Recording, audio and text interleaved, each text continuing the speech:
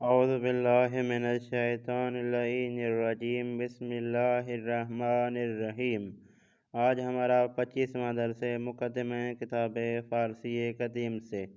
میں آپ کا ٹائم خراب نہیں کرتا، چلتے ہیں اپنے درس کی طرف۔ آج کے درس کا پہلا لفظ ہلو یعنی آڑو۔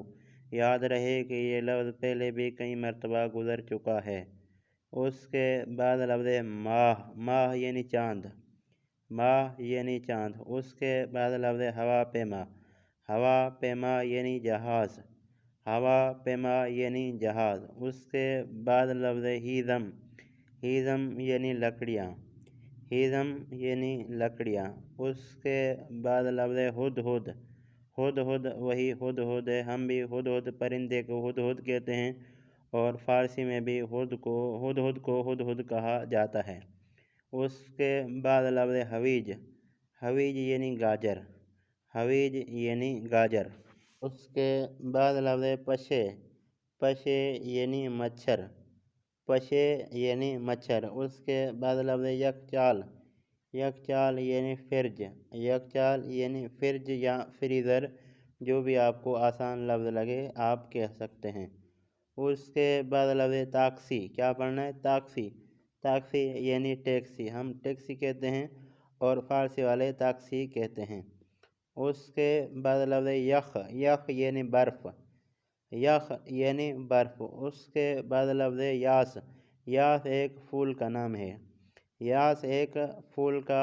ہے، اس کے بعد لکھا ہوا یک یعنی ایک، اس کے بعد لفظ پاییز یعنی نیچے، بالا یعنی اوپر، اس کے بعد لکھا ہوا یمن، وہی یہ یمن ملک کا نام ہے، ہم بھی یمن کو یمن کہتے ہیں اور فارسی والے بھی یمن کو یمن ہی کہتے ہیں۔